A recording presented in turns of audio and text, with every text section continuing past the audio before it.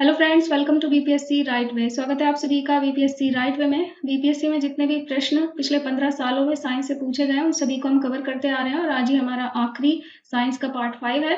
Even Bihar में होने वाले सभी एग्जाम्स के लिए क्वेश्चन बहुत ही महत्वपूर्ण है।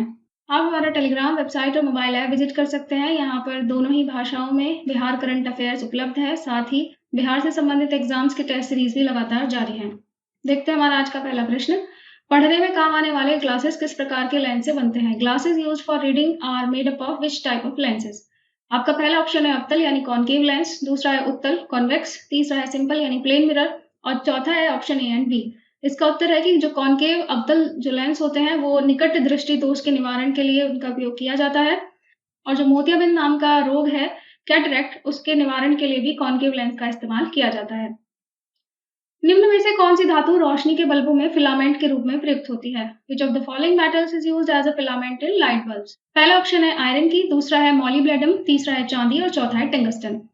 तो धातु के रूप में जो इस्तेमाल होता है बल्बों में वो टंगस्टन होता है, क्योंकि इसका जो मेल्टिंग पॉइंट है बहुत हाई होता है, ऑलमोस्ट 34,200 डिग्री सेल्सियस, और उसी तरीके से इसका बॉइलिंग पॉइंट भी हाई होता है, तो इसीलिए इसका इस्तेमाल किया जाता है। ठोस कपूर से कपूर वाष्प बनने की प्रक्रिया को क्या कहते हैं? The process of formation of camphor vapour from solid camphor is called. पहला है वाष्पीकरण यानी इवेपोरेशन, दूसरा है फ्रीजिंग यानी हिमीकरण, तीसरा है मेल्टिंग सिंपली पिघलाना और चौथा है ऊर्ध्वपातन यानी सब्लिमेशन। सब्लिमेशन वो प्रक्रिया होती है जिसमें सीधा सॉलिड से गैस में चीजें कन्वर्ट हो जाती हैं और लिक्विड स्टेट को स्किप कर देती हैं, बीच में लिक्विड नहीं बनती है, जैसे कि कपूर है, आयोडीन है और नौसादर है। और उसी तरीके से जब हम वाष्प को ठंडा करते हैं तो बिना लिक्विड में कन्वर्ट हुए सीधा वो चीज ठोस में कन्वर्ट हो जाती है। निम्न में से कौन सा धातु अर्धचालक की तरह ट्रांजिस्टर में प्रयोग होता है? Which of the following metals is used as a semiconductor in transistors? पहला ऑप्शन है आपका कॉपर, दूसरा है जर्मेनियम, तीसरा है ग्रेफाइट और चौथा है चांदी। एज अ सेमीकंडक्टर ट्रांजिस्टर्स में यूज होता है जर्मेनियम। इसके अलावा सिलिकॉन भी एक सेमीकंडक्टर है जो सोलर सेल में इसका इस्तेमाल होता है। टरबाइन डायनामो से बिजली प्राप्त करने में किस ऊर्जा को विद्युत ऊर्जा में परिवर्तित करते हैं? What energy do turbines convert into electrical energy to get electricity from the dynamo? पहला है कि वो केमिकल एनर्जी होती है, रासायनिक ऊर्जा, दूसरा है सोलर एनर्जी, तीसरा है मैकेनिकल ऊर्जा और चौथा है मैग्नेटिक ऊर्जा। इन सभी में से उत्तर आपको पता होना चाहिए कि जो मैकेनिकल ऊर्जा है यानी कि यांत्रिक ऊर्जा, उसको कन्वर्ट करते हैं विद्युत ऊर्जा में हमारे टरबाइन्स। और ये जो सिद्धांत है, किस सिद्धांत पर ये वर्किंग होती है? ये सिद्धांत है विद्युत चुंबकीय प्रेरण का यानी इलेक्ट्रोमैग्नेटिक इंडक्शन का। निम्न धातुओं में से कौन सामान्य तापमान पर द्रव अवस्था में है? Which of the following metals is liquid at normal temperature? पहला है सीसा यानी लेड, दूसरा है पारा यानी मरकरी, तीसरा है निकेल और चौथा है टिन। इसका उत्तर है मरकरी। ये एक ऐसा मेटल है जो रूम टेम्परेचर पर लिक्विड स्टेट में पाया जाता है और बाकी जो सभी धातुएं हैं मरकरी को छोड़कर वो नॉर्मल टेम्परेचर पर ठोस अवस्था में पाई जाती हैं। निम्न में से सबसे कठोर कौन है? Which among the following is the hardest? पहला है डायमंड, दूसरा है ग्लास, तीसरा है क्वार्ट्ज और चौथा है प्लैटिनम। तो हार्डेस्ट जो है वो है इन सब में से डायमंड। बहुत ही सिंपल सा क्वेश्चन है, ये कार्बन का शुद्ध रूप होता है और अभी तक जो ज्ञात पदार्थ है प्रकृति में उनमें सबसे कठोर है ये। पारदर्शक होता है, विद्युत और ताप दोनों का ही कुचालक यानी दोनों इसमें से पास नहीं हो सकते हैं और इसका प्रयोग शीशे को काटने में भी किया जाता है। हालांकि क्वार्ट्ज और प्लैटिनम ये भी कठोर है but in comparison to diamond ये उतना कठोर नहीं है, इसलिए इसका उत्तर है डायमंड। निम्न में से कौन सा पदार्थ साबुन बनाने में प्रयोग होता है? Which of the following substances is used in making soap? पहला है वेजिटेबल ऑयल यानी वनस्पति का तेल, दूसरा है मोबिल ऑयल, तीसरा है कैरोसिन ऑयल यानी मिट्टी का तेल और चौथा है कटिंग ऑयल। इसका उत्तर है वेजिटेबल ऑयल। साबुन जो होते हैं वो उच्च वसा अम्लों के ही सोडियम लवण होते हैं। जो हाई फैट्स होती हैं, हाई फैटी एसिड्स जो होते हैं उनके ही सोडियम के सॉल्ट होते हैं ये सोप। आप हमें कमेंट बॉक्स में बताइए कि सोप का फॉर्मूला क्या होता है। वाहनों से निकलने वाली प्रदूषित गैस मुख्यतः कौन सी है? The polluted gas emitted from vehicle is mainly carbon dioxide, carbon monoxide, marsh gas या फिर नाइट्रोजन ऑक्साइड। इसका उत्तर है carbon monoxide, because carbon monoxide तभी रिलीज होती है जब जो दहन की प्रक्रिया है, जो जलने की प्रक्रिया है वो पूर्ण रूप से नहीं होती या फिर पूरी तरीके से ईंधन नहीं जल पाता है, तो सबसे ज्यादा कार्बन मोनोऑक्साइड उस समय रिलीज होती है। पेट्रोल वाहनों से जब वायु प्रदूषण होता है तो उनमें कार्बन मोनोऑक्साइड यानी CO, hydrocarbons, nitrogen oxide, sulphur dioxide और साथ ही एल्डिहाइड के ऑक्साइड्स भी उत्सर्जित होते हैं, बट यहाँ पर एक मुख्य गैस का नाम पूछा गया इसलिए इसका आंसर CO हो जाएगा। खाना बनाने में प्रयोग की जाने वाली गैस कौन सी है? The gas used in cooking is mainly, पहला है कार्बन डाइऑक्साइड, दूसरा है कार्बन मोनोऑक्साइड, तीसरा है मीथेन और चौथा है नाइट्रोजन में ऑक्सीजन की गैस के मिश्रण। इसका उत्तर है मीथेन। तो मीथेन एक रंगहीन, गंधहीन और स्वादहीन गैस होती है, अधिकतर दलदली क्षेत्रों में पाई जाती है, इसीलिए इसे मार्स गैस भी कहा जाता है। डॉक्टरों द्वारा एनेस्थीसिया के रूप में प्रयोग होने वाली हास्य गैस कौन सी है? The laughing gas used by doctors as anaesthesia is, पहला है नाइट्रोजन, दूसरा है नाइट्रोजन ऑक्साइड, तीसरा है नाइट्रस ऑक्साइड, चौथा है नाइट्रोजन डाइऑक्साइड। इसका उत्तर है नाइट्रस ऑक्साइड। तो नाइट्रस ऑक्साइड एक लाफिंग गैस है और इसी को एनेस्थीसिया के रूप में बेहोश करने के लिए प्रयोग में लाया जाता है। निम्न पदार्थों में से कौन सा पदार्थ खाने की वस्तुओं का परिरक्षण करने में प्रयोग होता है? Which one of the following substances is used in the preservation of food items? पहला है साइट्रिक एसिड, दूसरा है पोटेशियम क्लोराइड, तीसरा है सोडियम बेंजोएट और चौथा है सोडियम क्लोराइड। आपको पूछा है कि खाने की वस्तुओं को बचाने के लिए, प्रिजर्व करने के लिए, सुरक्षा प्रदान करने के लिए क्या इस्तेमाल होता है? तो इसका उत्तर है सोडियम बेंजोएट। खासतौर पे जो अचार वगैरह है, जेली है, फलों के रस वगैरह है और दूसरे जो अम्लीय खाद्य पदार्थ है उनको प्रिजर्व करने के लिए इसका इस्तेमाल किया जाता है। पौधे में पेड़ का खाना तैयार करने की प्रक्रिया क्या कहलाती है? The process of preparing food of plants and trees is called. तो बिना ऑप्शन देके आपको पता होना चाहिए कि इसका उत्तर है फोटोसिंथेसिस, यानी कि प्रकाश संश्लेषण की क्रिया। और डिटेल में भी आप ध्यान रखेंगे कि CO2 सनलाइट वाटर का इस्तेमाल करके, साथ में क्लोरोफिल का इस्तेमाल करके पौधे खाना बनाते हैं, ग्लूकोज, ऑक्सीजन और वाटर रिलीज करते हैं।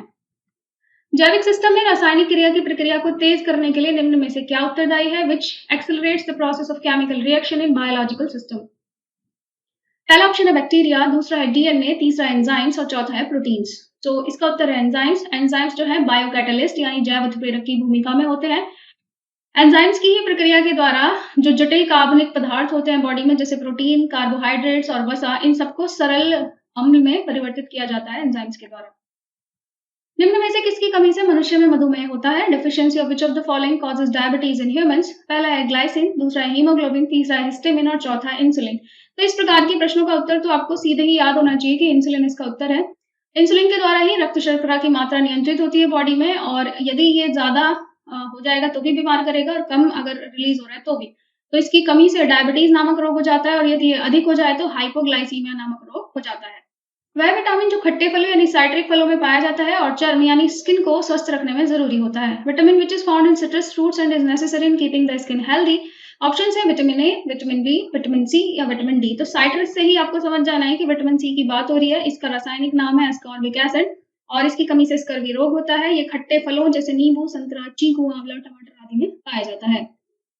मनुष्य शरीर में खून की शुद्धिकरण की प्रक्रिया को क्या कहते हैं? The process of purification of blood in human body is called. पहला है डायलिसिस, दूसरा है हेमोलिसिस, तीसरा है ऑस्मोसिस और चौथा है पैरालिसिस।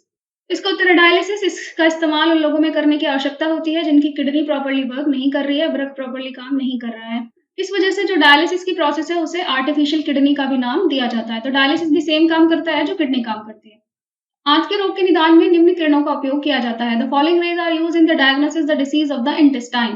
पहला ऑप्शन है एक्स किरणों का, दूसरा है अल्फा किरणें, तीसरा है बीटा और चौथा है गामा किरणें। तो 2, 3, 4 पिछले वीडियो में हमने बात की थी कि ये जो तीनों रेज हैं वो रेडियो एक्टिव एलिमेंट से निकलती हैं, तो ऑब्वियस है कि इनका इस्तेमाल नहीं कर सकते ह्यूमन बॉडी पे। तो इसका पहला ऑप्शन है एक्स किरणों का।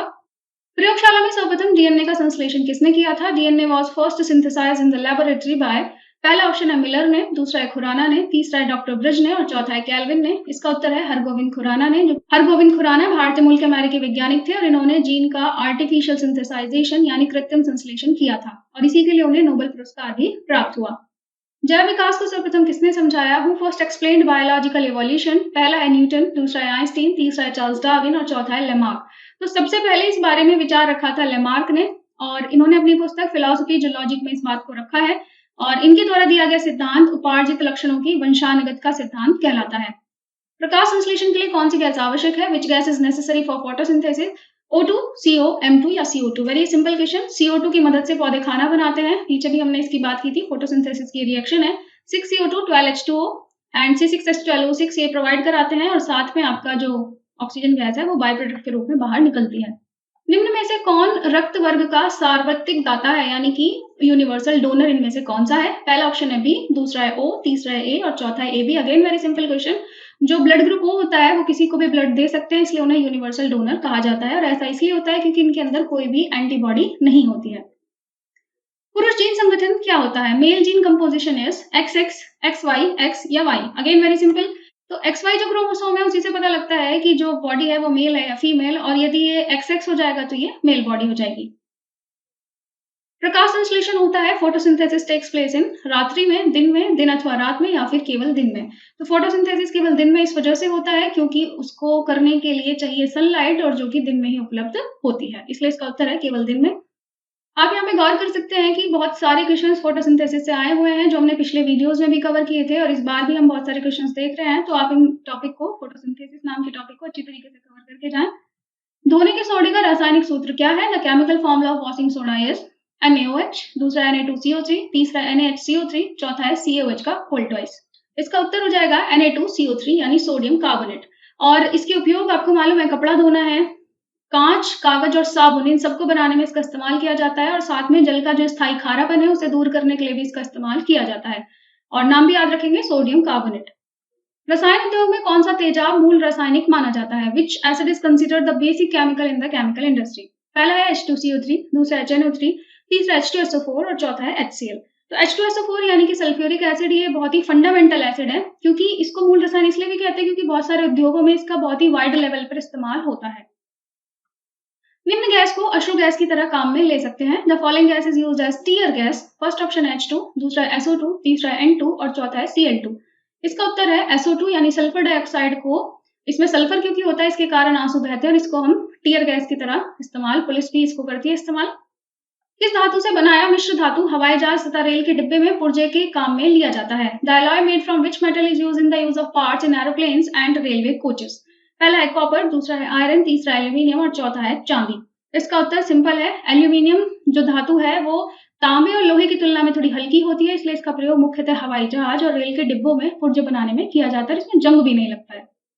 पानी का घनत्व अधिकतम कितने तापमान पर होता है? The density of water is maximum at 4 degree Celsius, 4 kelvin, -4 Fahrenheit, -4 Celsius. इसका उत्तर है 4 डिग्री सेल्सियस पर, क्योंकि इस तापमान पर पानी में दो विपरीत प्रभाव संतुलन में होते हैं, दो जो अपोजिट फोर्स हैं वो बैलेंस सिचुएशन में होते हैं। दाढ़ी बनाने के लिए काम में हम कौन सा दर्पण लाते हैं? To make beard we uses concave mirror यानी अवतल दर्पण, दूसरा है प्लेन मिरर यानी समतल दर्पण, तीसरा है कॉन्वेक्स मिरर यानी उत्तल दर्पण और चौथा है उत्तल लेंस यानी कॉन्वेक्स लेंस। इसका उत्तर हो जाएगा कॉनकेव मिरर। ये निकट रखी हुई जो वस्तुएं होती हैं उनको सीधा दिखाता है, बड़ा दिखाता है और इनका वर्चुअल इमेज तैयार करता है, इसलिए उसका प्रयोग जो है वो दाढ़ी बनाने यानी हजामती दर्पण, टॉर्च, वाहनों की हेडलाइट और डॉक्टरों द्वारा रोगियों की जांच संबंधी यंत्रों में उपयोग किया जाता है। दोपहर के 12 बजे किस दिशा में इंद्रधनुष दिखाई देता है? In which direction is the rainbow visible at 12 noon? पहला है वेस्ट में, दूसरा है साउथ में, तीसरा है ईस्ट में और चौथा है कि हम इसे देख ही नहीं सकते हैं।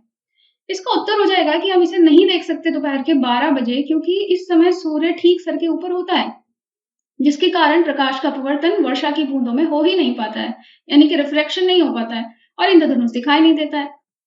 दूरदृष्टि दोष निवारण के लिए काम में हम कौन सा लेंस लेते हैं? For the prevention of far sightedness it is used concave lens यानी अवतल लेंस, कॉन्वेक्स मिरर यानी उत्तल दर्पण, कॉन्वेक्स लेंस यानी उत्तल लेंस और चौथा है कॉनकेव मिरर यानी अवतल दर्पण। तो लेंस और मिरर दोनों को ही दिया है यहाँ पे और इस तरह से 4 ऑप्शंस बनाए हैं। दीर्घदृष्टि दोष जो होता है वो, उसमें क्या होता है कि व्यक्ति को दूर की वस्तु दिखाई देती है लेकिन पास की वस्तुएं सही तरीके से नहीं दिखाई देती और इसी को दूर करने के लिए उत्तल लेंस यानी कॉन्वेक्स लेंस का प्रयोग किया जाता है। फ्यूज का सिद्धांत निम्न में से किस पे कार्य करता है? The principle of fuse is विद्युत का रासायनिक प्रभाव यानी केमिकल इफेक्ट ऑफ इलेक्ट्रिसिटी, दूसरा विद्युत का यांत्रिक प्रभाव मैकेनिकल इफेक्ट ऑफ इलेक्ट्रिसिटी, तीसरा है हीटिंग इफेक्ट ऑफ इलेक्ट्रिसिटी यानी कि विद्युत का ऊष्मीय प्रभाव और चौथा है मैग्नेटिक इफेक्ट। फ्यूज वर्क करता है हीटिंग इफेक्ट ऑफ करंट पर यानी विद्युत का ऊष्मीय प्रभाव।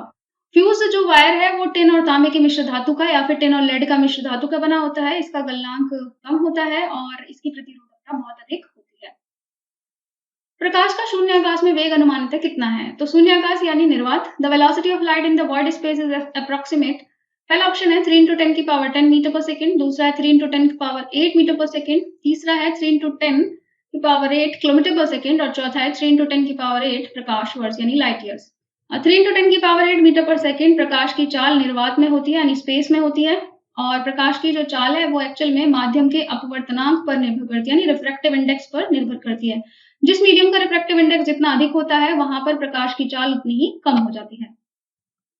स्टील को कठोरता प्रदान करने के लिए क्या बढ़ाया जाता है? To impart hardness to steel it is increased by carbon की मात्रा, मैग्नीज की मात्रा, सिलिकॉन की मात्रा या क्रोमियम की मात्रा।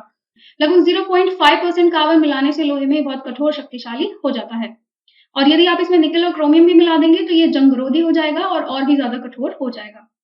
घरेलू एलपीजी सिलेंडरों में दाब मापक नहीं प्रदान किए जाते हैं क्योंकि pressure gauges are not provided in domestic LPG cylinders because ये बहुत महंगे होते हैं। एलपीजी सिलेंडर्स में गैस की मात्रा को प्रदर्शित नहीं कर सकते या फिर इनका प्रयोग निरापद है इसका उत्तर है कि एलपीजी के द्वारा ये चॉक हो सकते हैं यानी बंद हो सकते हैं, इसलिए इनमें दाब मापक प्रदान नहीं किए जा सकते हैं। और एलपीजी में बेसिकली ब्यूटेन होती है, इसके बाद एथेन और प्रोपेन का भी मिश्रण होती है। क्रोमैटोग्राफी से तात्पर्य क्या है? क्रोमैटोग्राफी मीन्स समान पदार्थ की पहचान करने में इसका इस्तेमाल होता है, पदार्थों की संरचना निर्धारण में, रंगीन पदार्थों के प्रभावी आसवन में या फिर एक मिश्रण से पदार्थों को अलग करने में। इस तकनीक की मदद से स्याही के अवयव पृथक किए जा सकते हैं, जो इंक में जितने भी कंपोनेंट्स उन्हें अलग किया जा सकता है। निम्नलिखित में से कौन सा अम्ल सिरके में उपस्थित होता है? Which of the following acid is present in vinegar? ये भी आपको बिना ऑप्शंस के याद होना चाहिए।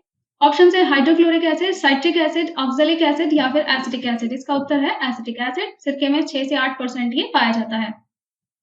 प्लास्टर ऑफ पेरिस का सूत्र क्या है? The formula of plaster of Paris is CaSO4, CaSO4 का whole twice into H2O, CaSO4.H2O, CaSO4.2H2O। तो आप यहाँ पे देखेंगे, अगर आपने बेसिक फॉर्मूला इसका याद किया है तो वो होता है CaSO4.12H2O, पर यहाँ पर आपको इसका उत्तर सेकंड ही है, क्योंकि यदि आप CaSO4 और H2O दोनों साइड 2 से मल्टीप्लाई करेंगे तो H2O के आगे से 2 हट जाएगा और ये CaSO4 का होल ट्वाइस में कन्वर्ट हो जाएगा। तो दोनों ही फॉर्मूले इसी के आप याद रखेंगे और इसको पढ़ते हैं हम कैल्शियम हेमीहाइड्रेट। जिप्सम को यदि तेजी से गर्म करेंगे तो ये पूर्ण रूप से निर्जलीय हो जाता है, यानी पानी इसमें से निकल के भग जाता है और ये आपका प्लास्टर ऑफ पेरिस बना देता है। निम्नलिखित में से किसमें कार्बन नहीं होता है? Which of the following does not contain carbon? पहला है डायमंड, दूसरा है ग्रेफाइट, तीसरा है कोयला और चौथा है गोल्ड। बहुत ही आसान क्वेश्चन है, गोल्ड में कार्बन नहीं होता है, बाकी सभी कार्बन के ही एलोट्रॉप्स हैं, अपरूप हैं। सूर्य पर ऊर्जा का निर्माण निम्न में से किस प्रोसेस से होता है? Energy is formed on the sun because of नाभिकीय विखंडन यानी न्यूक्लियर फिजन। दूसरा है नाभिकीय संलयन न्यूक्लियर फ्यूजन। तीसरा है ऑक्सीडेशन रिएक्शन यानी ऑक्सीकरण अभिक्रिया और तीसरा है रिडक्शन रिएक्शन यानी अवकरण अभिक्रिया। पूरे ब्रह्मांड में ही सन हो या जो और स्टार्स हैं उन सभी के लिए ऊर्जा का स्रोत जो है न्यूक्लियर फ्यूजन है और सूर्य का अधिकांश भाग हाइड्रोजन और हीलियम से बना है और इसके अंदर का तापमान बहुत ही ज्यादा है 107 डिग्री केल्विन और इस उच्च तापमान पर हाइड्रोजन नाभिक का संलयन जारी रहता है और अपार ऊर्जा निकलती है। तो धरती पे हम न्यूक्लियर फ्यूजन इसी वजह से नहीं करा पाते क्योंकि इसे करने के लिए बहुत हाई टेम्परेचर की जरूरत है, जो कि संभव उतना नहीं है इस तरीके से इसको क्रिएट करना। विटामिन सी का रासायनिक नाम क्या है? पीछे भी अपने प्रश्न में एक इसका देखा था। The chemical name of vitamin C is ascorbic acid, thiamine, citric acid और नाइट्रिक एसिड। इसका उत्तर एस्कॉर्बिक एसिड। आप हमें कमेंट में बताएं कि थायमीन कौन से विटामिन का रासायनिक नाम होता है।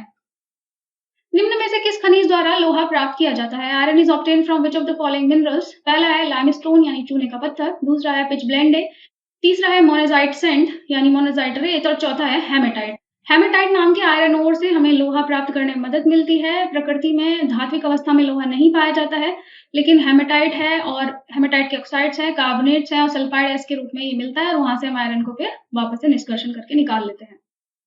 एक कार बैटरी में प्रयुक्त विद्युत अपघट्य कौन सा है? The electrolyte used in a car battery is hydrochloric acid, sulphuric acid, nitric acid या आश्रित जल यानी डिस्टिल वाटर। इसका उत्तर है सल्फ्यूरिक एसिड। इसी को बैटरी में इलेक्ट्रोलाइट के फॉर्म में इस्तेमाल किया जाता है। प्रकाश की किरणों की प्रकृति कैसी होती है? The nature of rays of light is, ये तरंग के समान है, कण के समान है, तरंग एवं कण यानी वेव्स और पार्टिकल्स दोनों के समान है और चौथा है कि ना तो ये वेव्स है और ना ही ये पार्टिकल्स है। तो जो आपकी रेज है लाइट की वो वेव्स की तरह भी बिहेव करती हैं और पार्टिकल की तरह भी बिहेव करती हैं। इस पदार्थ इसे ये वाली जो नेचर है इसकी वजह से इसे ड्वेल नेचर कह सकते हैं आप। ध्वनि का वायु में वेग अनुमानित कितना है? The velocity of sound in air is estimated as 10 kilometre पर सेकेंड, 330 मीटर पर सेकेंड, 10 मील पर मिनट और चौथा है 3 × 10 की पावर 20 मीटर पर सेकेंड। इसका उत्तर है 330 मीटर पर सेकेंड। ध्वनि का वेग अलग अलग मीडियम्स में अलग अलग होता है और सबसे अधिक ध्वनि का वेग ठोस में होता है, उसके बाद लिक्विड में और उसके बाद गैस में सबसे कम होता है। और यदि वायु की बात करें तो अप्रोक्सीमेटली 332 मीटर पर सेकेंड होता है। ऑप्शंस में 330 दिया इसलिए उसका उत्तर हो जाएगा 330 मीटर पर सेकेंड। तो सीवी रमन को भौतिकी का नोबेल पुरस्कार कौन से ईयर में प्राप्त हुआ? 1928, 1930, 1932 या फिर 1950? इसका उत्तर है 1930 में और ये डायनामाइट का आविष्कारक अल्फ्रेड नोबेल की स्मृति में स्वीडन सरकार 6 क्षेत्रों में नोबेल पुरस्कार प्रदान करती है।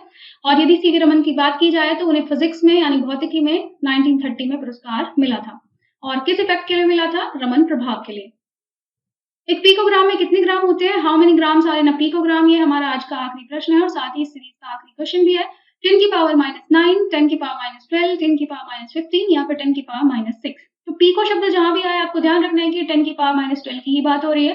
पिछले 15 सालों के बीपीएससी में पूछे गए सभी साइंस के प्रश्नों को हमने 5 पार्टों में कवर किया है। यदि आपने पीछे के वीडियोस नहीं देखे हैं तो वहां से जाकर आप उन्हें रिवाइज कर सकते हैं। तो ये सारी जो क्वेश्चंस हैं होप करते हैं कि आपके एग्जाम्स में इनमें से कुछ प्रश्न आपकी मदद जरूर करेंगे। तो फिर मिलते हैं आपसे अगले वीडियो में, तब तक आप जुड़े रहें बीपीएससी राइट वे के साथ में और विजिट करें हमारा Telegram @BPSC Right Way Official। Thank you.